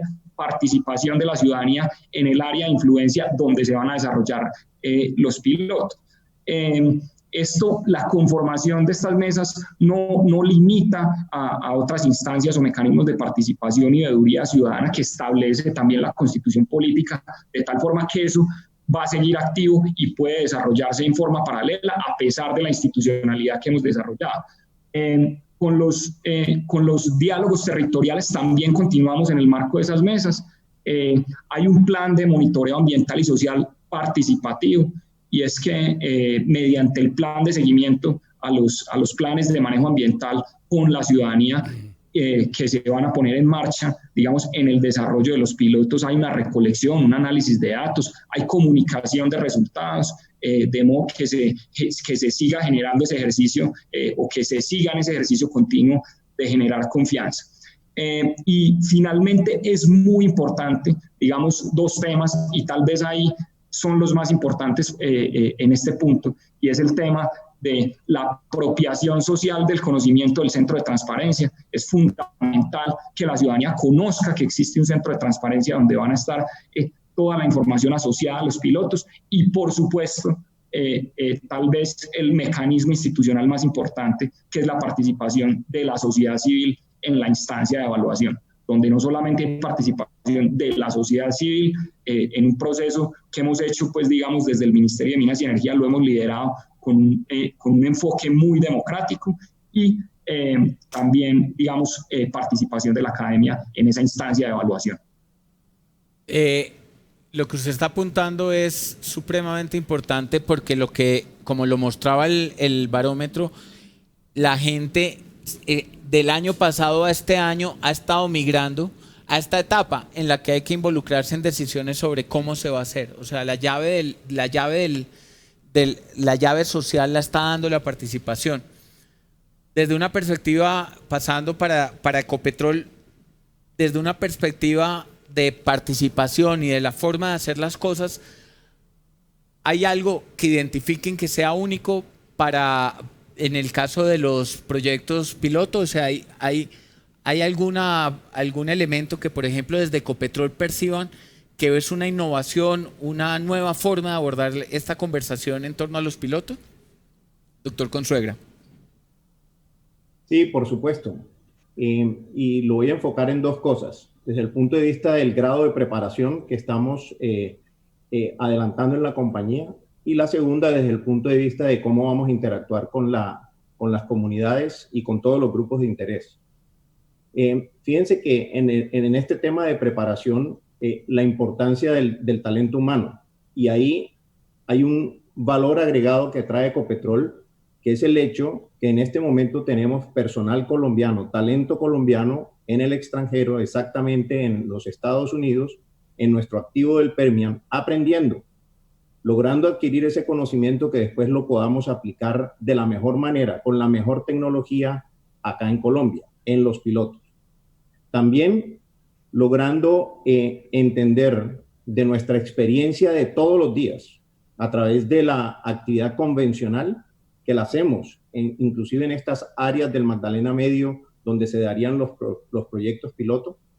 De ahí estamos buscando la mejor tecnología, el mejor estándar, de manera que puedan ser aplicados para asegurar que manejamos de la mejor forma los riesgos que son inherentes a nuestra operación. En tercera instancia, tenemos que ver el tema de transparencia, cómo estamos manejando la información. Y en eso, ya lo mencionó el viceministro, nosotros hemos venido adelantando un proyecto tecnológico con tecnología de punta digital para asegurar que vamos a tener información en tiempo real que pueda ser abiertamente compartida con todos los gremios, con todos los grupos de interés. Esa es realmente la necesidad que estamos viendo para estos proyectos pilotos, que todo el mundo se involucre, que toda la sociedad esté involucrada, de manera que esto sea un ejercer, un actuar muy transparente. El doctor Zamora utilizó un término, la religión antifracking. Pseudo religión antifracking, pero en cierta medida usted con esa anotación es algo muy importante, porque pareciera que la sociedad estuviera pidiendo que la industria recuperara su autoridad moral para existir, digamos, lo que llaman el moral high ground. ¿Cómo hace la industria, y especialmente en esta conversación de fracking, para recuperar esa autoridad moral, digamos, el hecho de que sea moralmente válido para esta industria existir? Bueno, este es una pregunta muy difícil para mí, porque no soy experto en moralidad. Pero desde el punto de vista de lo que es ganar credibilidad, que sí es un aspecto muy importante en estos procesos tan innovadores, la industria, digamos, la industria petrolera no goza de esa credibilidad porque es como un objetivo de la oposición de los grupos ambientales. Es como, volvemos a, ¿no? Es como el diablo frente a Dios, ¿no? Entonces Dios es la parte ambiental y el diablo es la industria de los combustibles fósiles. Entonces, pues digo yo, una especie de pseudo-religión porque está demonizada en los medios. Pero lo que la industria hace es ofrecer un producto, un producto que es absolutamente necesario para la civilización. O sea, la civilización no puede vivir sin energía. Entonces, esa realidad puede ser avalada por las instituciones que son del pueblo, que son de la gente. Entonces, es la institucionalidad la que le da credibilidad, la que le da, digamos, la razón de ser y la que les da la credibilidad a la industria. Por eso yo insisto, nosotros lo que necesitamos es generar credibilidad en las instituciones y a través de las instituciones dársela a la industria. Bruce, ¿cómo hacemos para recuperar esa autoridad? O sea, para que reconozcan el piso moral para que exista la industria, porque pareciera que fuera por ese debate. Sí. La pregunta es potentísima, digamos, porque además está hablando de muchas cosas y está hablando mucho de la realidad mundial hoy en día en muchísimos temas. A mí, por ejemplo, a mí en las redes sociales me gustan, yo soy activo en las redes sociales, yo participo, me someto inclusive eventualmente a que diga una cantidad de barbaridades. Y bueno, pues uno ve cosas que puede leer y cosas que no puede leer y cosas que puede tener en cuenta y no. Y hay que decir que a mí me llama muchísimo la atención cómo la estrategia, digamos, de redes se ha vuelto una estrategia, digamos, tan claramente populista para tantas cosas. ¿Y aquí qué quiero decir con populista? Populista básicamente es la que básicamente hace unas críticas muy duras, no tiene en cuenta realmente cuáles son las consecuencias, porque acaba de decir el doctor Zamora ahorita. O sea, si no tuviéramos energía, ¿cómo estaría la gente conectada en las redes sociales para poder hacer la actividad que hace? Si no tuviéramos ciertos minerales, ¿cómo haríamos para tener eventualmente los celulares que tenemos, que son además utilizadores o utilizan minerales además muy sofisticados en términos de poder encontrarlos, poder tratarlos, poder transformarlos? Si no tuviéramos energía, ¿cómo haríamos eventualmente para poder poner a funcionar el Internet? Es decir, hay una gran cantidad de cosas que son como muy contradictorias. Me llama mucho la atención, digamos, en este debate, y tocaron ustedes dos la palabra moralidad, o la palabra moral. Me llama mucho en este debate cómo se trata verdaderamente de decir, y eso yo creo que le quita mucha legitimidad al debate, se trata de decir, yo tengo la razón, yo soy bueno, el Señor no tiene la razón y es malo. Y ese ejercicio es un ejercicio además, pues yo diría muy destructivo, porque además yo pretendo que el Señor cambie su comportamiento, pero antes de que el Señor cambie su comportamiento yo lo quiero destruir. Digamos, y ese debate es un debate que al final no va a conducir a nada distinto, digamos, a una a un inmenso enfrentamiento.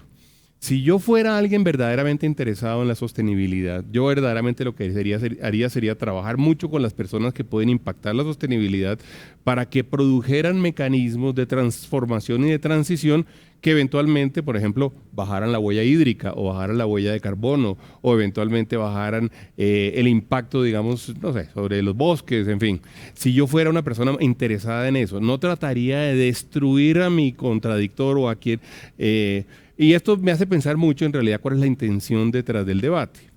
La intención detrás del debate es quizá conseguir una cantidad de adeptos que no tienen mucha información. La intención detrás del debate es eventualmente simplemente destruir a un contrincante político. La intención detrás del debate es simplemente tener mayores seguidores en cualquiera de las redes sociales. Esa es una pregunta, digamos, que nos tenemos que hacer hoy en día porque todos estamos muy expuestos a ello.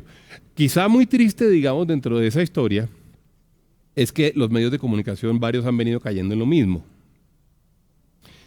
Yo esperaría de los medios de comunicación, si usted quiere, digamos, voy a decir nuevamente una cosa, si usted quiere eventualmente, no sé, reducir las emisiones de carbono, pues lo que hay que hacer es trabajar con la gente que produce cosas que todos consumimos, lo que hay que hacer es trabajar con la gente que produce cosas que todos necesitamos y lo que hay que hacer es buscar formas por las cuales eventualmente se pueda hacer la reducción en las emisiones.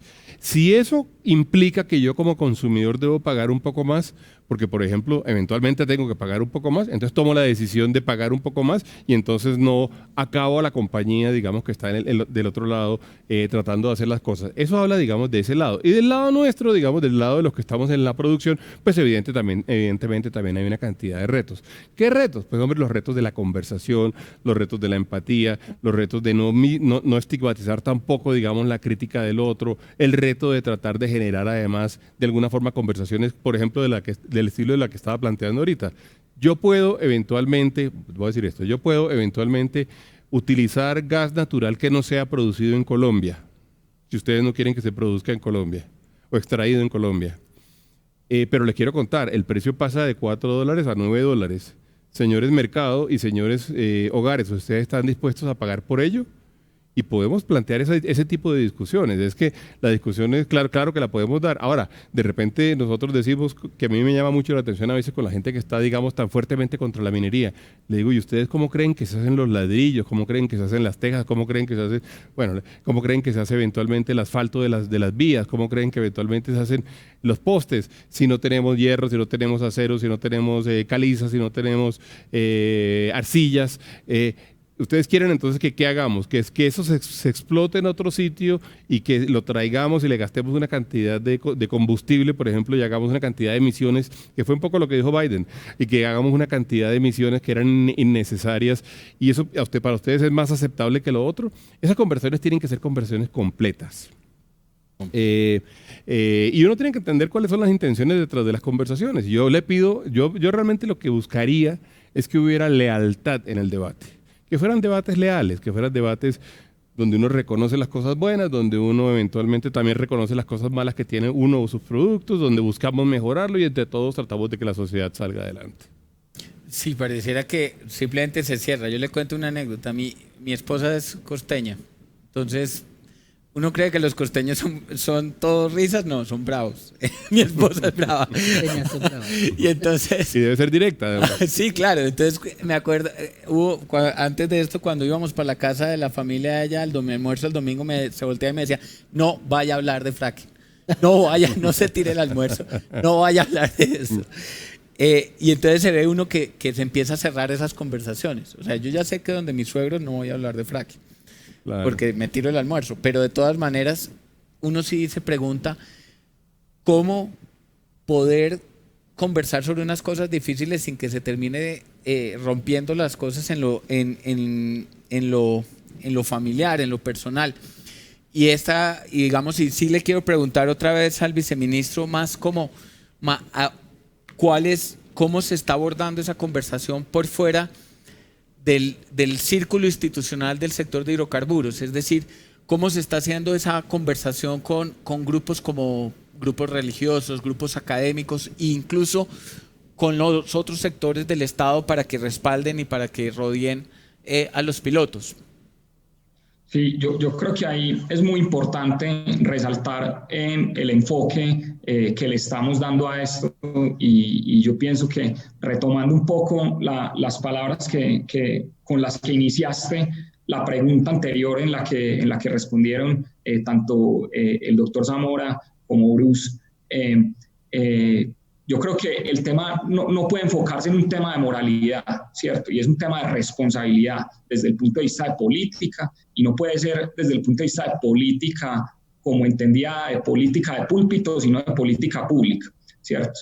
Y cuando uno está diseñando una política pública, pues tiene que hacerlo con todos los pasos, con toda la institucionalidad y con todo el enfoque y de cara a la ciudadanía. Esa es la discusión que estamos dando. Nosotros estamos proponiendo dar una discusión como se da en un ambiente democrático, con reglas claras, previas y, digamos, con mucha información que vamos a recopilar en estos centros de transparencia y que vamos a recopilar en estas conversaciones que estamos teniendo con las empresas en el territorio y en las áreas de influencia de cada uno de estos municipios donde potencialmente se pueden desarrollar los pilotos.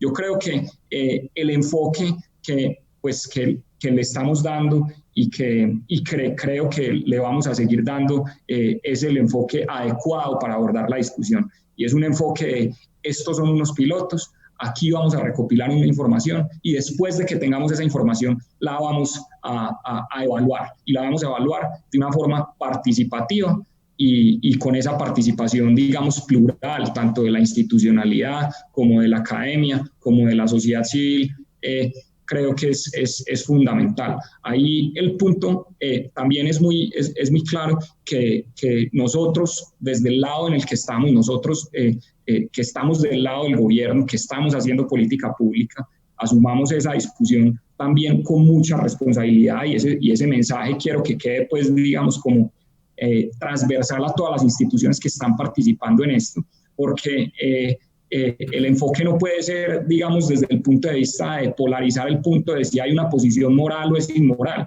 ¿cierto? Aquí tenemos una responsabilidad las personas que estamos acá, y esa responsabilidad es abastecer de los múltiples energéticos a la población colombiana. Y en ese abastecimiento de esos energéticos nosotros tenemos un ambiente de portafolio, y los hidrocarburos sí que son importantes en ese portafolio, porque cuando uno entra a mirar en esa discusión, pues uno se encuentra que el sector de hidrocarburos, el sector extractivo y el sector minero representan el 7% del PIB, el 12% de las rentas, el 12% de los ingresos corrientes de la nación son rentas petroleras. Entonces, esa discusión hay que tenerla muy clara desde el punto de vista de responsabilidad. Yo tengo una tarea, digamos, desde el gobierno, es garantizar ese abastecimiento energético. ¿Cómo lo tengo que hacer? Con un esquema de portafolio, y no puedo despreciar este pedazo del portafolio que ha sido muy relevante para la nación en términos fiscales y de abastecimiento energético. Usted estaba hablando, doctor Zamora, ahorita de que en 2008, o sea, hace 12 años, sí, ya se empezó a averiguar sobre el tema con MIT y esto. Me acordé un poco de esas grandes cosas en Colombia que uno las va postergando. ¿Por qué cree que se haya tomado más de una década para retomar, o por lo menos a tener esa conversación de manera abierta, directa y pues clara con la gente? Bueno, pues este tema de los no convencionales cogió al mundo por sorpresa. Ha sido uno de los factores de mayor desestabilización geopolítica en los últimos 20 años. Es un tema muy complejo porque los no convencionales cambiaron el status quo, hicieron que la OPEP perdiera la posibilidad de controlar el mercado y los precios, le dio a Estados Unidos la seguridad energética y generó una serie de impactos colaterales en todo el mundo. Entonces eso lo cogió a todo el mundo desprevenido, e inclusive a nosotros. Nosotros en este debate, como en tantos otros, somos un peón en un ajedrez mucho más grande y estamos muy influenciados por lo que pasa en el exterior. En el año 2008, la agencia y el gobierno tomó una decisión que fue la de aplicar el principio de prevención o el principio de precaución. Hasta que no conozcamos bien la técnica y sus implicaciones, no vamos a dar autorizaciones para hacer fracking. ¿Y qué se hizo? Se hizo primero, después en el año 2012 se hizo una investigación, se hizo una normativa muy moderna y muchísimo más exigente que en otros países del mundo, y nos preparamos para esto. Cuando comienza ahora a desplegarse la técnica, nos vemos inmersos, yo insisto, en una situación, en un debate global, en donde algunos grupos han querido oponerse a esta tecnología, y eso fue lo que llevó a que las Cortes intervinieran y llevó al Estado a plantearse cuál es la mejor manera para que nosotros podamos demostrar que esto se puede hacer de manera segura. Pero si no hubiera habido esa intervención de las Cortes, de los jueces, que es única dentro de las investigaciones que hicimos, esto nos diferencia de otros.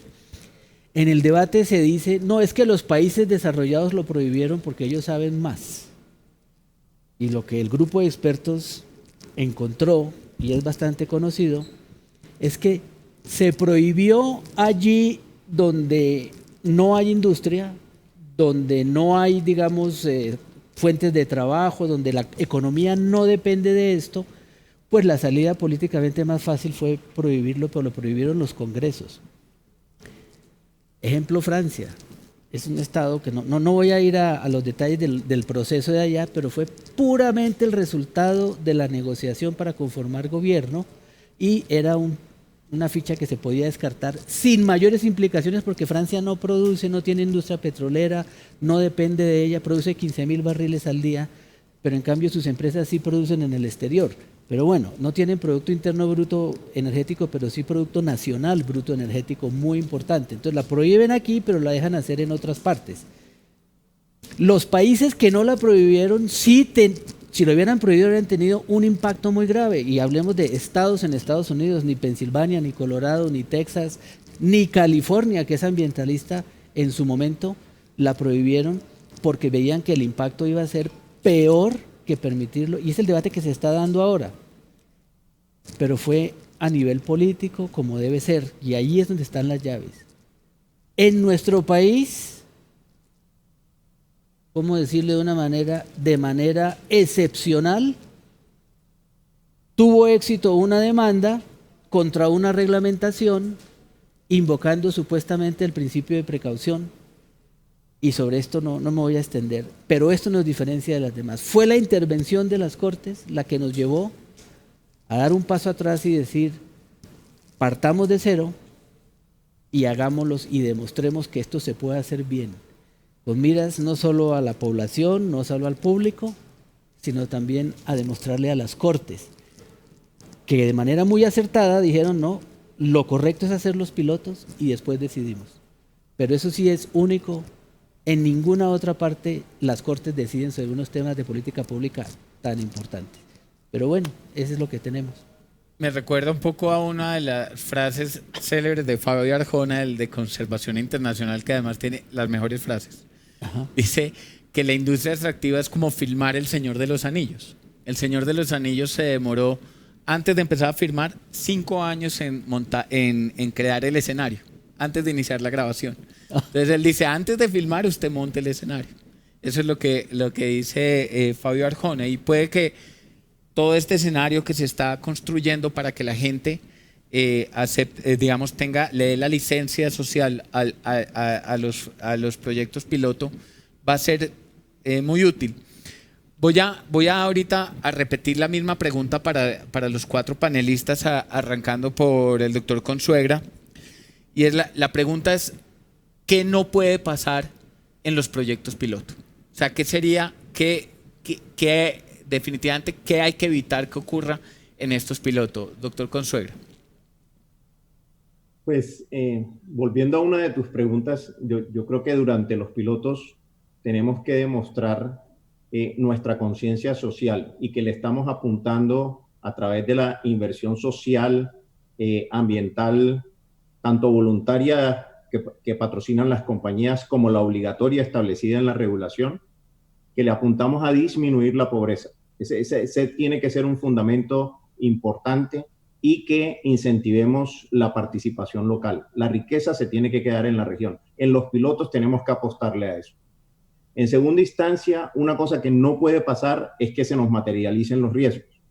Entonces, ahí nos tenemos que acompañar de la regulación muy estricta que en este momento está levantando el gobierno. Aquí nos acompañan precisamente el viceministro y el presidente de la agencia, responsables por esa regulación con el Ministerio de Medio Ambiente.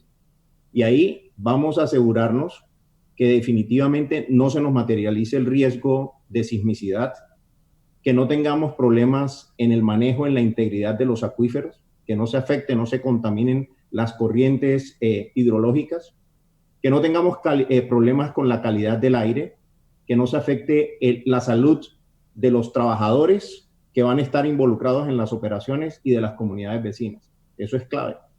Y por supuesto, lo otro que no puede pasar es que al final de todo esto no demostremos que los pilotos nos están arrojando que las formaciones productoras tienen el nivel de productividad requerido para tener después una explotación que sea rentable. Viceministro, ¿qué no puede pasar durante los proyectos piloto?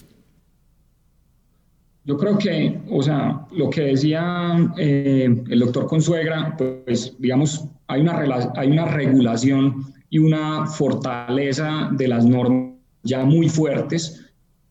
Tenemos unas compañías interesadas en desarrollar los pilotos que están acostumbradas y su práctica es cumplir esa regulación, ¿cierto? Y en eso, digamos, nosotros no tenemos ninguna preocupación de que estas compañías van a salir adelante a cumplir esta regulación. ¿Qué no puede pasar? O sea, lo que no puede pasar es que la discusión se polarice. Y esto, por eso es muy importante. Nosotros ya tenemos adelantado muy claro las líneas bases en cada uno de esos puntos que mencionó el doctor Consuegra en términos de calidad del aire, de salud, de sismicidad y afectación de los acuíferos. Ya lo tenemos esa línea base muy afinada y muy calibrada, de tal forma que la discusión se dé con base en esa línea base, si se puede decir, ¿cierto? Y lo que queremos es entonces tomar esas decisiones con mucha información, ¿cierto? Y basados en el desarrollo de la técnica y en la ciencia que allí se está desarrollando. No queremos de ninguna manera que esto se polarice o tome un tinte que no sea el enfoque de hacer la evaluación con base en la información que las empresas están extrayendo del desarrollo de estos pilotos. Eso es lo que no puede suceder. Bueno, yo creo que la polarización ya está bastante marcada, toca despolarizarlo ahora. Doctor Zamora, ¿qué no puede pasar con los pilotos? Sí, eso pensaba yo, cada cual mira desde su ángulo, desde su óptica y desde su órbita lo que no puede pasar. Pero yo francamente creo que lo que no puede pasar es que no se hagan. Porque eso sí sería la desinflada más grande y la pérdida de oportunidad más grande que puede tener el país. Y las consecuencias negativas tremendas. Todo lo que tenemos para ganar, todo lo que tenemos para probar, todo lo que tenemos por aprender, toda esa puerta que se nos abre para entenderlo, la tenemos a la mano, estamos a semanas. Pero si sucede algo que no permita que se hagan, eso sí sería una catástrofe.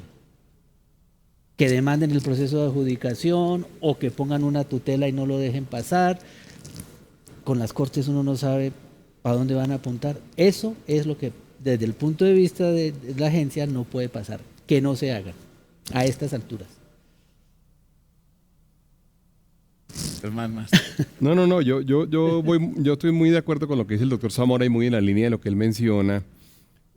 Volviendo un poco a la argumentación de hace unos minutos en donde decíamos que esta es probablemente el piloto también de cómo se deben hacer las discusiones complejas y de cómo se deben tomar las decisiones que aparentemente son difíciles para una sociedad porque la gente piensa distinto, argumentando que no hay nada mejor que saber la realidad para poder tomar decisiones y que los pilotos nos van a poder permitir comprobar la realidad que algunos conocen pero que otros no reconocen. Entonces, bueno, pues démonos la oportunidad justamente de tener esos pilotos como mecanismo de toma de decisión.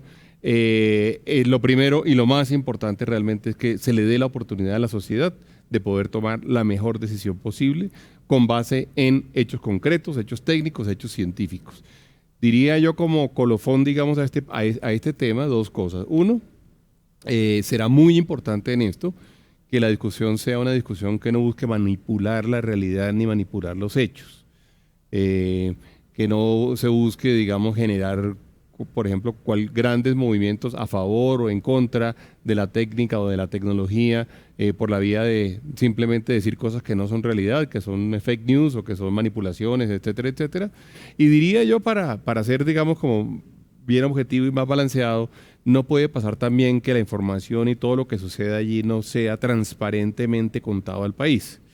Y todas estas cosas, diría yo, tienen que ir en el camino de poder generar conversaciones que sean conversaciones legítimas, conversaciones válidas, conversaciones que podamos nosotros además reconocer como la forma de tomar esas decisiones. Yo diría que ese es como el gran reto que tenemos nosotros en este instante, es el reto de poder hacer de el piloto de cómo se toman las decisiones eventualmente complejas en una sociedad. Bueno, vamos ya a cerrar con la última pregunta. Perfecto. Yo quisiera preguntarle también a todos, a usted lo voy a salvar de esta pregunta, le hago otra. ¿Qué creen que debió, o sea, hay algo que se debió haber hecho diferente durante la última década para que la conversación sobre el fracking estuviera en otra situación hoy? Entonces voy a pedirle al viceministro que nos dé su respuesta y que nos diga si cree que hay algo que durante la última década se hubiera podido hacer diferente en esta conversación sobre el fracking. Pues yo creo que, o sea, las dificultades que hoy tenemos, pues no son producto de cosas que se hayan hecho o en el sector en los últimos 10 años. Yo creo que todas esas discusiones pues están alimentadas y las barreras que nos hemos encontrado pues están alimentadas por factores bastante macro que han fortalecido pues digamos esos factores, esas discusiones y esas palanqueras que se han tenido que franquear en cada paso. Yo creo que pues la industria en los últimos 10 años ha fortalecido mucho su capacidad técnica, su capacidad de desarrollar proyectos, digamos, cumpliendo todas las reglamentaciones y las disposiciones que tiene el Estado colombiano para estos efectos. Y yo pienso que pues, las discusiones que se han dado específicamente, que se han surtido en las Cortes, son producto como de otros factores mucho más macro que por supuesto permean el ámbito nacional y nos han obligado a darlas y las estamos dando, digamos, con una posición, digamos, muy clara de cara a la ciudadanía.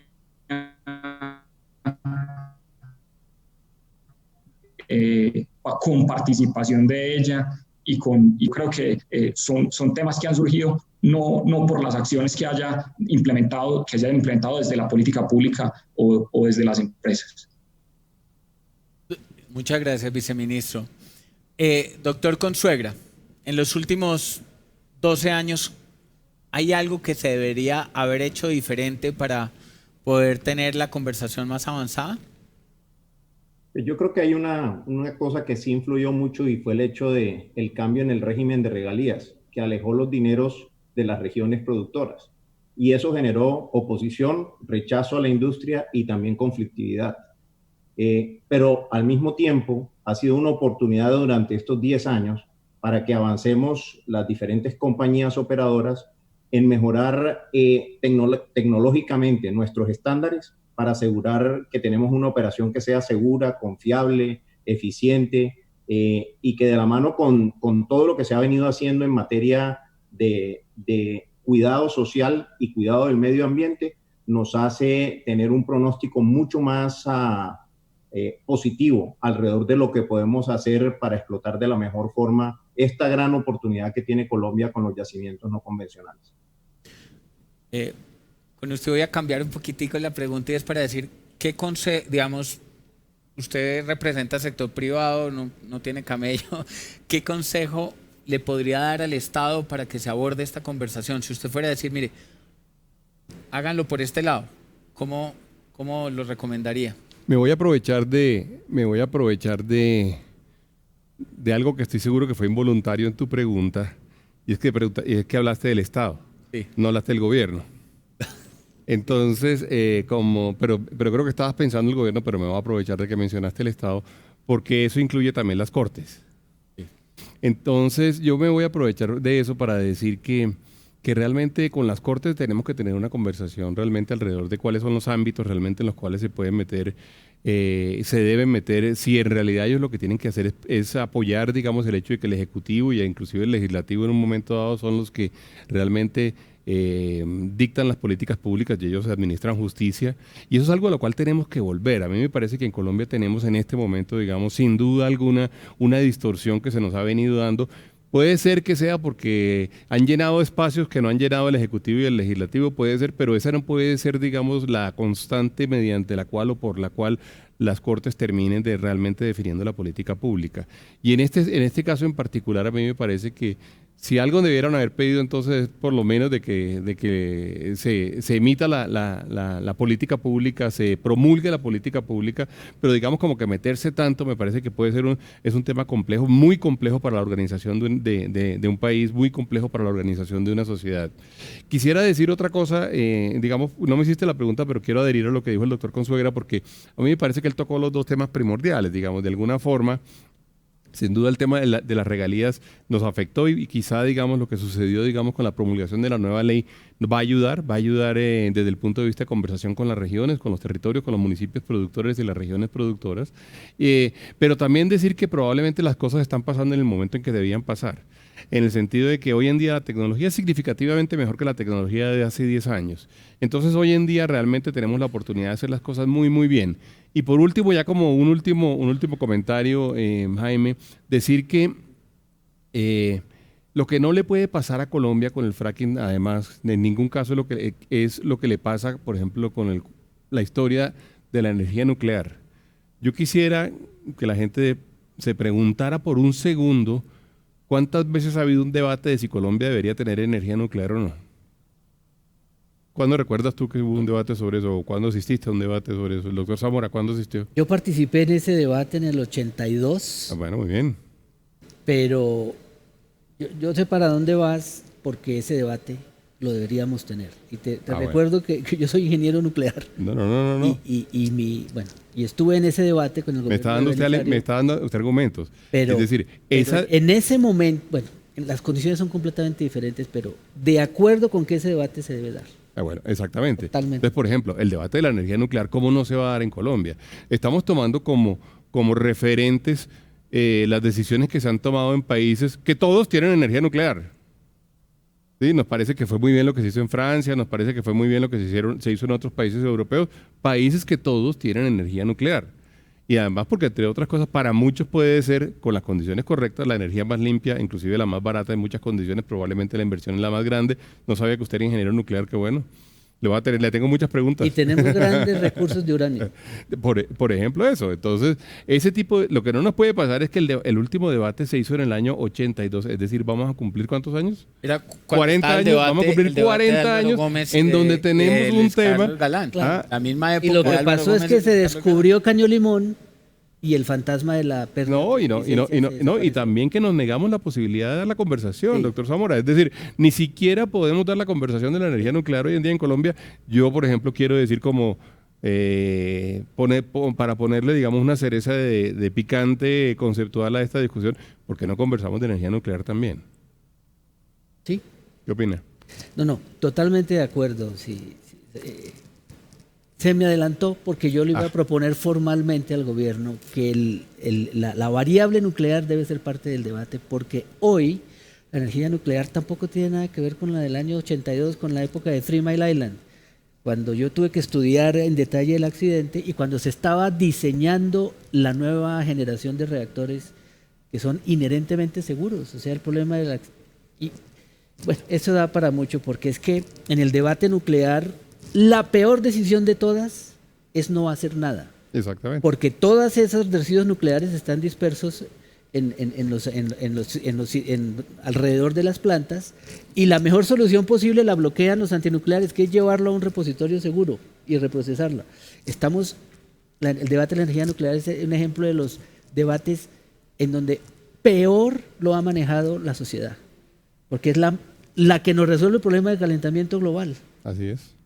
Y el problema de los combustibles fósiles. Es una conversación pendiente. Claro, es una conversación pendiente, pero lo que no nos puede pasar, y lo está diciendo el doctor Zamora, es que la solución para nosotros sea no dar el debate. Sí, es un anatema absurdo. O sea, verdaderamente es el ejemplo del anatema en Colombia. La gente dirá, qué locura que ahora Bruce está hablando de la energía nuclear, pero ¿por qué no podemos conversarlo? De repente la respuesta es no. Pero discutámoslo y pongámoslo en la discusión de si eso debe estar dentro de la matriz de un país como Colombia o no, la matriz energética. Puede que sí, puede que no, pero demos el debate. Exactamente. ¿Por qué no me hacer la misma pregunta a mí? Listo, la misma pregunta. Porque es que no me aguanto las ganas de decir dos cosas. A lo mejor este debate lo hubiéramos podido dar antes. En su momento, no al calor de las circunstancias actuales, si hubiéramos cogido la ventaja, hubiéramos picado en punta.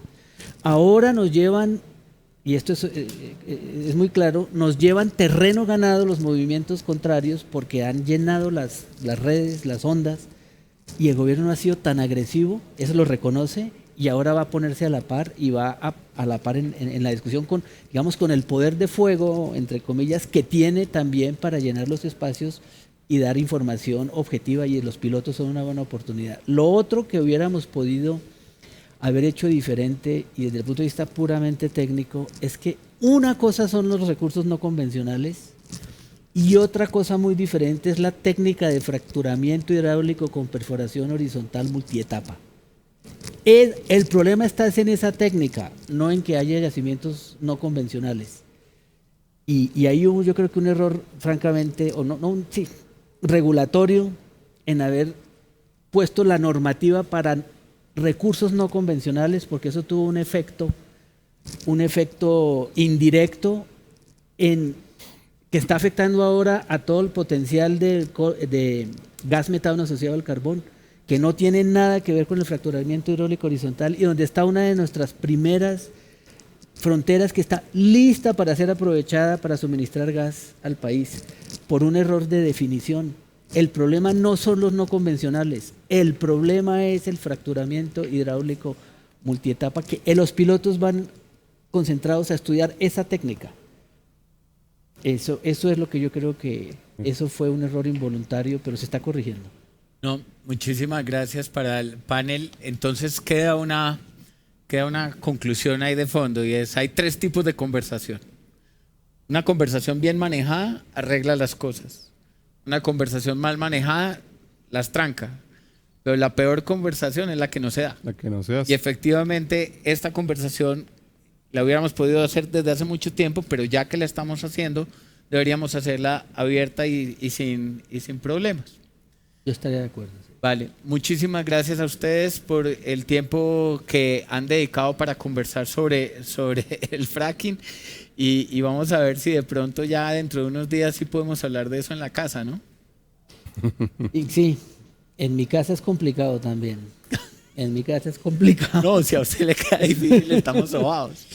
Sí. Vale. Porque, muchísimas gracias. Bueno, muchísimas gracias. Muchas gracias a ti. Gracias. Bueno, muy bien. Hasta luego. Pues muchísimas gracias a nuestros panelistas por sus valiosos aportes. Muy bien, y antes de continuar, los invitamos a ver los siguientes videos de Genetec, Ecopetrol y Colombia Arranca Seguro.